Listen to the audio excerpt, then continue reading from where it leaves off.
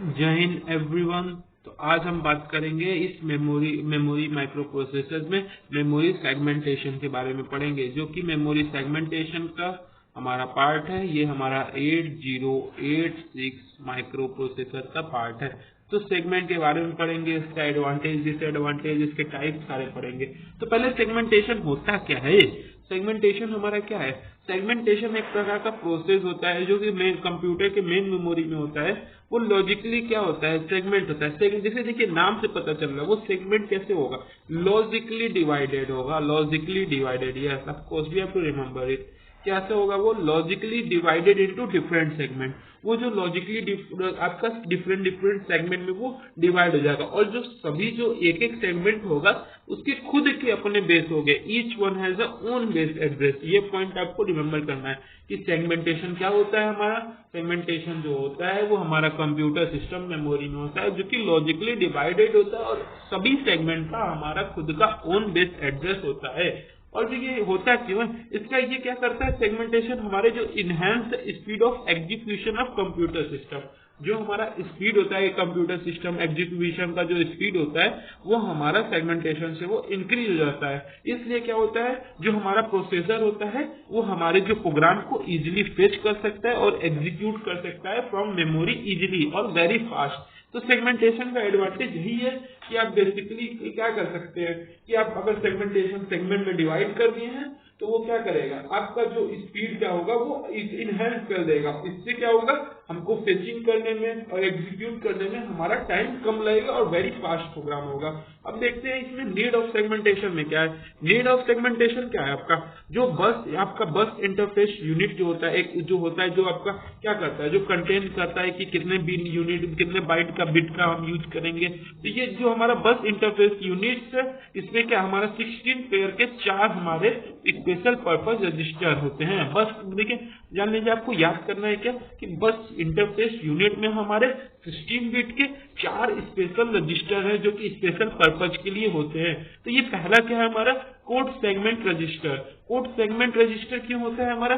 Code segment register हमारा क्या होता है, जो एड्रेस मेमोरी लोकेशन का होता है, जो जो मतलब कि एड्रेस मेमोरी लोकेशन होता है, उसको क्या करता है, कोड को भी करता है, कोई कोड प्रोवाइड करता है कि जब वो प्रोग्राम एग्जीक्यूट हो तो उसे क्या करे, वो स्टोर करे, मतलब नेक्स्ट प्रोग्राम जैसा। इसमें अभी आगे हम देखेंगे एक चार्ट के थ्रू, बहुत ही इजीली समझ में आएगा। तो क्या आप क्या समझे कोड सेगमेंट रजिस्टर में? कोड सेगमेंट रजिस्टर में हमारा क्या होता है, कोई भी जैसे मेमोरी लोकेशन है, जो एड्रेस मेमोरी लोकेशन है, कोड सेगमेंट में अगर वो जहां पे एग्जीक्यूटेबल प्रोग्राम में वो इजिली वो क्या करता है, स्टोर करता है। और डेटा सेगमेंट रजिस्टर क्या है?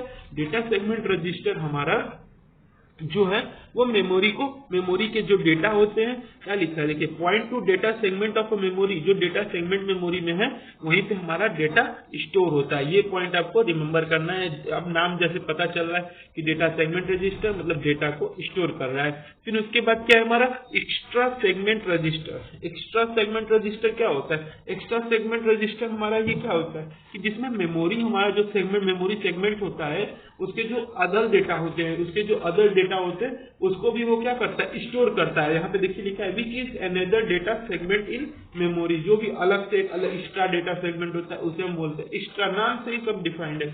फिर उसके बाद क्या होता है? स्टैक सेगमेंट रजिस्टर, जो यूज होता है किसके लिए? Use for addressing the stack segment. Stack segment के लिए जो हमारा मेमोरी एड्रेस होता है, मेमोरी में स्टैक सेगमेंट वाले जो होते हैं उसको वो स्टोर करने के लिए होता है। और ये क्या होता है हमारा जो स्टैक सेगमेंट होता है, ये एक ऐसा सेगमेंट है जो स्टैक डेटा को स्टोर करता है। वही बात है। तो आपने क्या देखा है यहाँ पे कि सेगमेंटेशन जो होता है हमारा प्रोसेस होता है, जिसमें हमारा कंप्यूटर लॉजिकली डिवाइडेड होता है सेगमेंट में।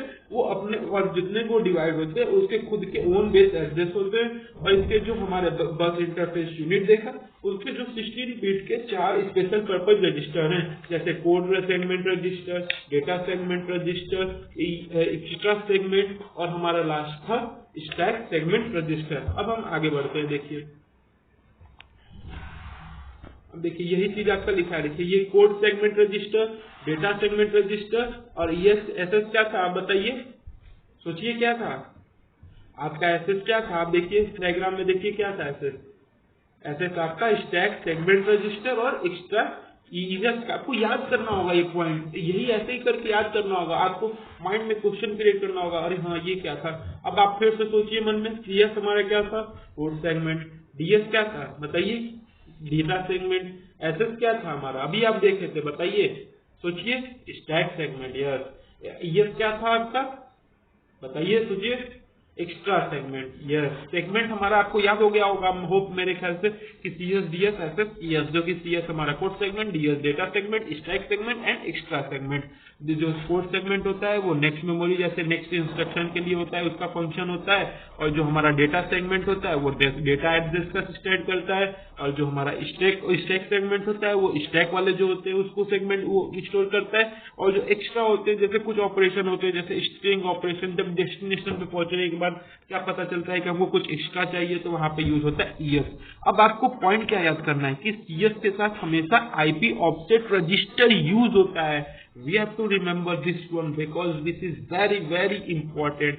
सीएस आपको, सीएस में हमेशा जो ऑफसेट रजिस्टर होता है वो आपका आईपी होता है, और जो डेटा सेगमेंट होता है, डेटा सेगमेंट को हमको 3 चीजें आपको याद रखना है, क्या, बीएक्स, डीआई, एसआई, ये ऑफसेट रजिस्टर यूज करता है, आपको पॉइंट याद होना चाहिए।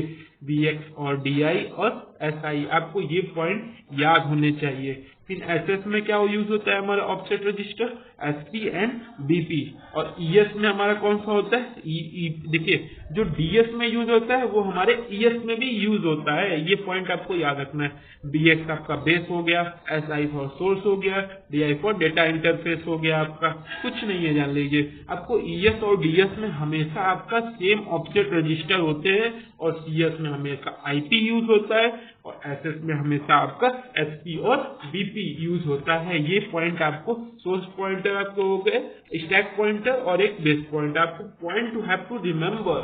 सीएस में हमेशा आईपी, डीएस में हमेशा बीएक्स, डीआई, एसआई, और एसएस में हमेशा एसपी और बीपी, और ईएस में हमारा सिंपली जो हमारा डीएस में होगा। ये हमको आपको रिमेम्बर करना है।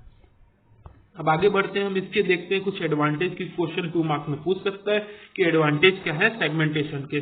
देखिए एडवांटेज जो सेगमेंटेशन के क्या है, पहले ये क्या प्रोवाइड करता है, powerful memory management mechanism. Yes, ये हमको क्या करता है, मैकेनिज्म, पावरफुल मेमोरी जो मैनेजमेंट करने का एक पावरफुल मैकेनिज्म प्रोवाइड करता है। और जो डेटा रिलेटेड होते हैं, हमारे स्टैक रिलेटेड ऑपरेशन होते हैं, वो डिफरेंट सेगमेंट में हमारा ऑपरेट होता है, ये भी एडवांटेज है। और कोड रिलेटेड जितने भी ऑपरेशन होते हैं उसको अगर सेपरेट ऑपरेट करना है तो हमारा ये इजीली होता है हमारे सेगमेंटेशन में। और ये क्या करता है, process easily share the data, और डेटा को शेयर वो इजीली वे कर देता है। और ये क्या करता है, allow the extend of address ability of a processor, मतलब क्या करता है कि कोई भी एड्रेस है उसको एक्सटेंड, जैसे हम ईएस यूज कर लेते हैं ना एक्स्ट्रा सेगमेंट, तो इसलिए भी हमारा हेल्प करता है कि segmentation use to allow 16 bit register to give an addressing ability of 1 megabyte तक। यस, हमको एमबी तक 1 मेगाबाइट तक के डेटा अलाउ कर देता है स्टोर करने के लिए। और विदाउट सेगमेंटेशन कितना पॉसिबल होता है, 20 बिट तक केवल पॉसिबल हो सकता है। It is possible to enhance the memory size of the code data और stack segment। Yes, ये code data या stack segment के थ्रू आप क्या करते हैं, मेमोरी साइज को आप बढ़ा देते हैं बियॉन्ड 64 KB, 64 KB से भी आप ज्यादा बढ़ा सकते हैं, एक या एक से अधिक सेगमेंट एरिया में। तो ये हमारा रहा सेगमेंटेशन का पार्ट, जो कि 8086 माइक्रो प्रोसेसर का है। थैंक यू, जय हिंद।